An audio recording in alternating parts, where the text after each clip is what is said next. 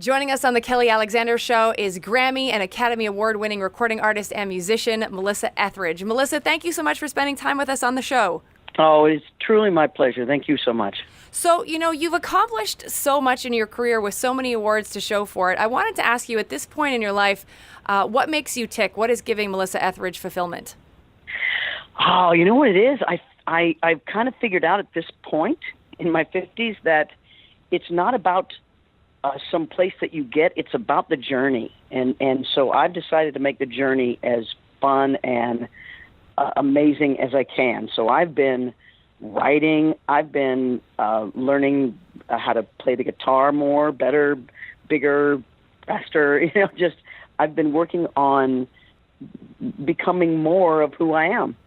That's fantastic. And I wanted to ask you, when you were coming up in the business, I'm sure obviously it was about the music, but was there some sort of level of you wanting to be famous as well? And if that was the case, when did that leave you when you were just sort of like happy to just be who you are and be a musician and get the adulation just because that's the way it is?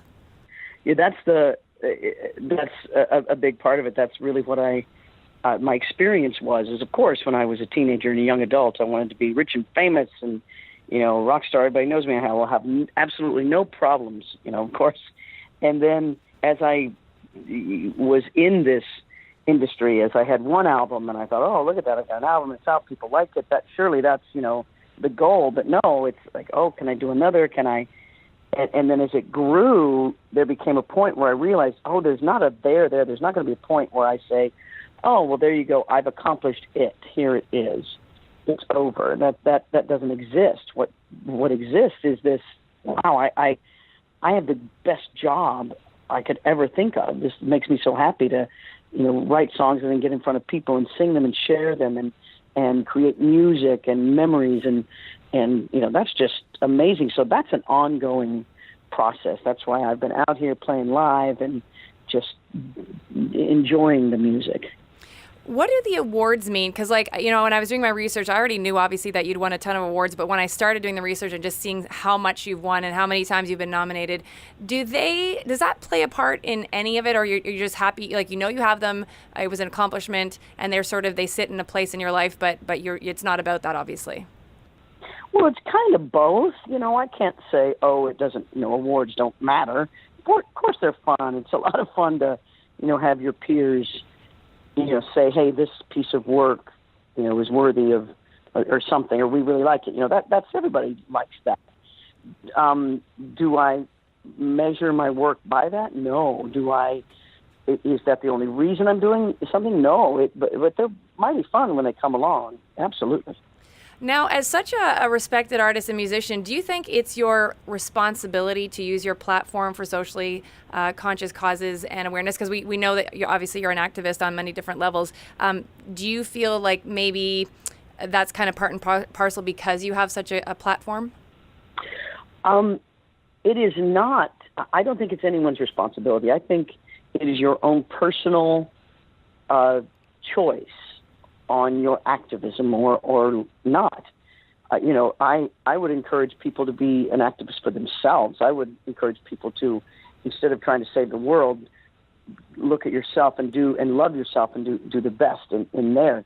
Alone can change the world is when you work on yourself. What has happened to me is I have been in these situations, or it has been just my nature of who I am, being an LGBT person or a breast cancer survivor. These are things that happen to me, so I speak about them and believe about them very deeply, and that's how I choose to walk in my life. So, but I don't think it's a responsibility of anyone. I wanted to ask you about the breast cancer situation, because my mom actually went through breast cancer back in 2009, and it really changed her. I'm so glad she's still with us, but it was funny, she used to be very anxious, and the little things would bother her, of course, and now she's just so much more chill. And I know it's been a while since you've been through your own battle, but do the lessons that what is the biggest lesson you learned from your experience with it, and do you find that it kind of carries with you every day, even if you don't sort of fixate on it? It is all about being chill. Yeah, good for your mom, because that's when I realized how dangerous stress is. and the just the stressful thoughts that we can have every day of, oh, this has to be done, this has to be right, this has to be this way. That is an energy that turns into chemicals in our body, that turns our body, our interior acidic, and that's where cancer starts. So it's a definite switch that we have the power to control our own stress levels, control our thoughts, control, that those fears. We can be mindful, and that's really what I've come away with, almost 13 years now, cancer-free, and I've, not only is it, yes, it's about whole foods and really looking at, your diet, but, and exercise, but just as much, it is the stress levels, absolutely. Joining us on the Kelly Alexander Show is Grammy and Academy Award-winning recording artist Melissa Etheridge. You can learn more about her, of course, on her website, melissaetheridge.com. Melissa, I wanted to say, as a Canadian, it's been quite the wild ride watching what's been going on politically and socially since Donald Trump became your president. We're kind of watching from afar, even though we're just across the border. I wanted to ask you, as someone who, my perception of you obviously is like you're this all-American rocker girl, and you've been obviously all across your own country for years and years traveling with your tours. What's it been like for you as a performer, having had, I guess, all the anxiety and stress of even that election and then the aftermath of it? And how do you find it is when you're out performing for your American fans and your fellow Americans? Boy, it has been something. The whole last year has been really eye-opening, and a real lesson in just what I was talking about before, about keeping the fear level down. Because I could easily fall into that swirl of us and them. Oh, they won, and they're going to do this. They're going to do this, so they're the enemy, sort of thing. It's really easy, and that's what Donald Trump fanned in America. He really turned up the heat on people's fear of the other. He campaigned on it. He said, these people, it's because of them that you're unhappy. And the minute you do that in a nation, it's really intense. And that's where we are right now. And we, as a people, are really coming face to face with, wait a minute, how much of what's happening to you is my fault, on all levels. And it is forcing us in America to stop thinking about the government as though that's something outside of me, but it's forcing us to really get to understand our Constitution and the whole idea of what our country was based on this idea of equality and a government of the people. And go, wait a minute, there's processes for these. This is how it goes. So as much as I'm horrified by the coldness and harshness of Trumpism, it is the dark underbelly of America finally coming to the surface so that we can heal it.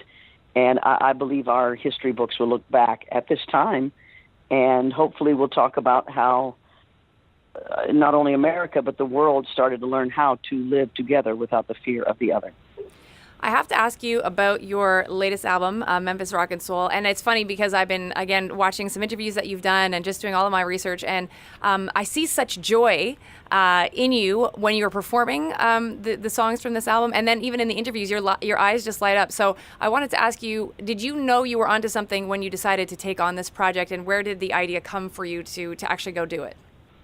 Well, I was, a couple of years ago, I was really looking to do something outside of what I'd normally done. It was kind of, those funny days of, 2014, 15, where's the world, where am I? And I really felt like looking back into my influences.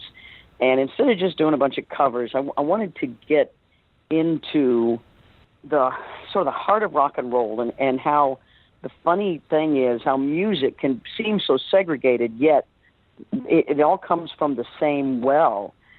And I believe that wellspring, a big part of it is in Memphis. There's so many different types of music, and Stax Records was such a quintessential Memphis was a part of that Memphis scene. The music, the record company, how it was interracial, and that's why the music is so soulful. So the basis of rock and roll, I believe, the R&B, the music that came out of there. So I really, and I also think Otis Redding is like the greatest singer in the world. So I just dove right in there, and I had as amazing a time figuring out what songs I was going to do as to actually going down to Memphis, having that experience, playing with the musicians, and being in Memphis and those neighborhoods and meeting the people and talking and submerging myself into it. It just was an incredible experience, and I'm a better person because of it. And I have to tell you, you totally killed the Hold On, I'm Coming. You just nailed that. So congratulations. It was awesome.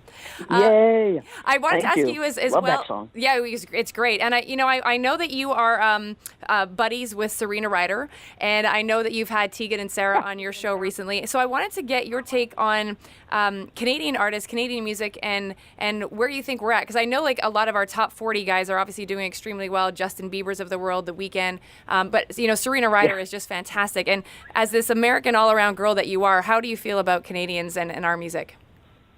I really love the Canadian music scene. I especially love how in the last 30 years, and I like to take some credit for it, which is fun because Canada really pounded my first 4 albums in Canada. It were actually bigger than they were in America. And I believe that some of the artists that we've seen were really influenced, some of the female artists, because there's a real strength of artists coming from Canada that are female. There's a real strength in their voice, in their writing. I think the Canadian commitment to that 33%, 35% content in Canadian content. Mm-hmm. I think that's a big part of it because you really support your artists and you give them a chance, and it's I think that's why you have such strong musical careers there. Before I let you go, I had 2 more questions. I just wanted to ask you, how do you view the current pop landscape right now, like the Katy Perrys and the Lady Gagas of the world, the Taylor Swifts? Like, do you have a secret, not like a crush on them, but I mean musically, like, are you like a Katy cat? Do you enjoy listening to Katy Perry? Is there someone out there that you actually like in Top 40 land?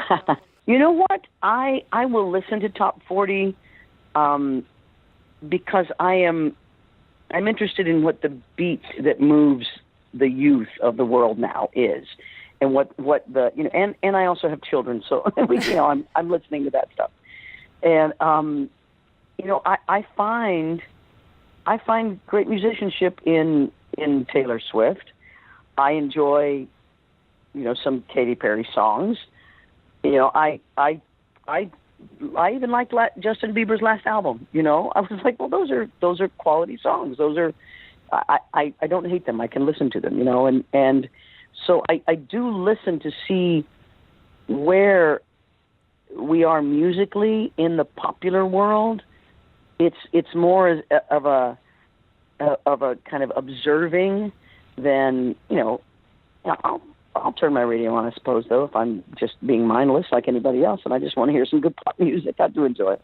That's awesome. And I wanted to ask you, after you finish touring this album, are you going to take a break? What's up next? Can you give us a hint? Because I know you have such ardent fans. I know they always want to see you out there.